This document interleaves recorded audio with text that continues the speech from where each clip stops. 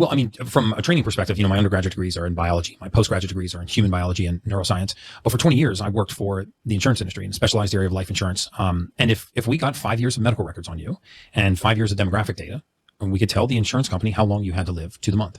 And it is some of the most accurate science in the world. In fact, the new variable basic tables on mortality are based on a lot of the research that came from this industry. And, when we talk about predicting mortality to the month, remember that life insurance companies have some of the most voluminous databases in the world, hundreds of millions of lives, and they have information that no other database has. I mean, if you look at the medical community and research foundations and universities and even the CDC and the FDA, the information that insurance companies have that nobody else has as voluminous is they know the day, the date, the time, the location, and the cause of death for anybody that they have insured, right? On life insurance.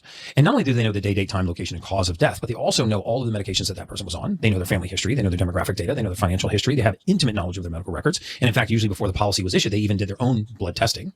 So they didn't just put that person on a mortality curve, like an actuarial curve. They were able to drill in on their specific mortality because they know liver enzymes and kidney poison levels and this level of anemia at this age and this history of smoking and this genetic predisposition, that all of these conditions, which are called mortality factors, put into the same body, combined with something called comorbidity factors, led to this causality of death. And if you add this pharmaceutical, it accelerates. If you add this pharmaceutical, it elongates. And so that data of knowing the date of expiration, if you will, on so many lives and triangulating that back into the medical record is how you become so accurate with your predictions. And if you want to know how accurate insurance companies are, just look at what happened in the 2008, 2009 financial crisis. We had, 364 banks fail? Not a single life insurance company failed. Not one. Right? I mean, we're going through the 16th money-centered bank now that they said is in financial trouble after the Silicon Valley Bank.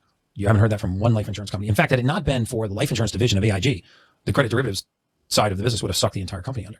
And so these are some of the most solvent and profitable and stable institutions in the world. And what do? They take risk that no other financial institution takes. No angel investor, no venture capital firm, no hedge fund, no investor of any sort would ever put that kind of risk on a single variable.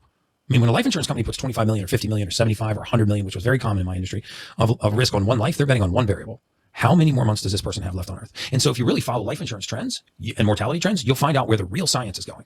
So for example, watch what happens to the pricing on vaccinated, boosted, double boosted, triple boosted patients. Watch what happens to the table ratings on those patients, and to the point where they you believe it's going to shorten? Oh, there's no question. I mean, as you add vaccines and add boosters, you will become further and further and further table rated because they have the data. I mean, they were onto the opioid crisis long before. They won't admit that probably.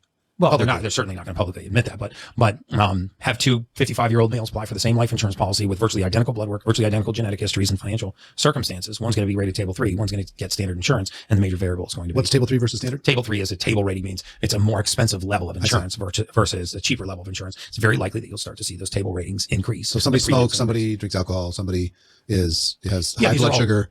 Right. Those are all factors. Yeah, what we call